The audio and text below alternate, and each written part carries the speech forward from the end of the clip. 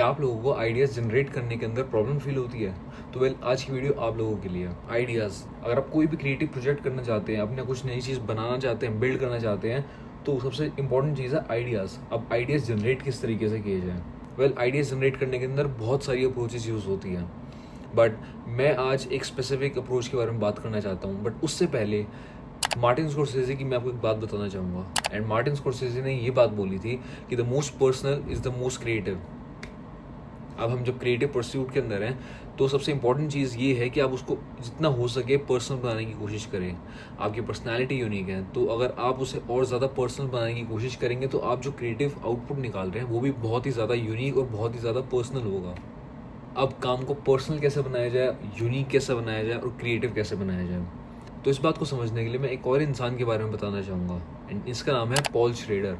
Martin Scorsese और Paul shredder दोनों ने साथ में कोलैबोरेट भी कर रखा है टैक्सी ड्राइवर के ऊपर। टैक्सी ड्राइवर के डायरेक्टर मार्टिन स्कॉर्सेज़ी थे एंड राइटर पॉल श्रेडर थे। And Paul shredder screen writing सिखाते हैं, एंड अपने स्क्रीन राइटिंग लेक्चर के अंदर उन्होंने अपनी एक अप्रोच बताई थी हाउ टू जनरेट आइडियाज़ के बारे में। एंड वो अप्रोच काफ़ी ज़्यादा सिंपल है, एंड इनफैक्ट आप उसे किसी भी एस्पेक्ट के अंदर यूज़ कर सकते हैं। अगर आप अपने कोई भी अगले क्रिएटिव परस्यूट को स्टार्ट करना चाहते हैं, तो इस अप्रोच को आप यूज़ कर सकते हैं। इसके थ्रू और ऑथेंटिसिटी मिलेगी आपके प्रोजेक्ट्स के अंदर, और ज़्यादा क्रिएटिविटी ऐड होगी, और ज़्यादा पर्सनल टच मिलेगा आपके प्रोजेक्ट्स के अंदर।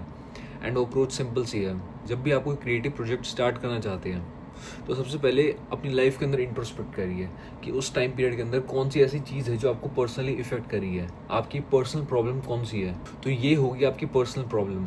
अब एग्जांपल देते हुए पॉल श्रेडर के बारे में बात करता हूँ। तो पॉल श्रेडर टैक्सी ड्राइवर लिखने से पहले ही न्यूयॉर्क के अंदर एक कैब ड्राइवर थे, तो ये उनकी एक पर्सनल प्रॉब्लम हो गई है।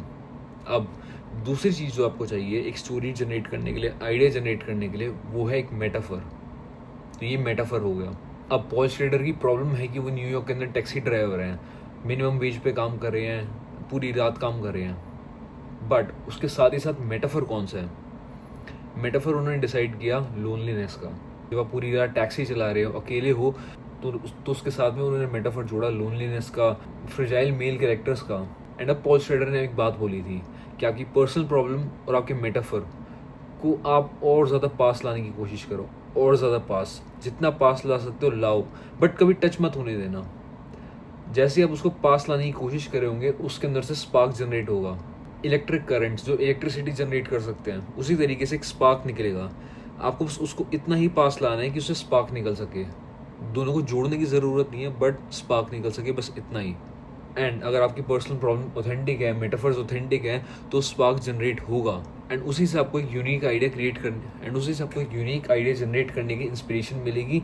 एंड आपको पता चलेगा कि किस डायरेक्शन के अंदर आपको काम करना है, कौन सा क्रिएटिव परस्यूट लेना है। एंड इस चीज़ के थ्रू आपके आइडियाज़ जो है वो और भी ज़्यादा ओरिजिनल, और भी ज़्यादा यूनिक और भी ज़्यादा क्रिएटिव हो सकते हैं।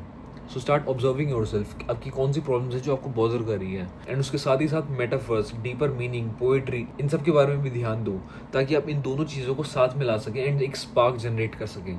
एंड इसी के थ्रू हम आइडियाज़ जनरेट कर सकते हैं, इसी के थ्रू हम क्रिएटिविटी को एनहेंस कर सकते हैं, एंड इसी के थ्रू हम और भी ज़्यादा क्रिएटिव और भी ज़्यादा पर्सनल हो सकते हैं।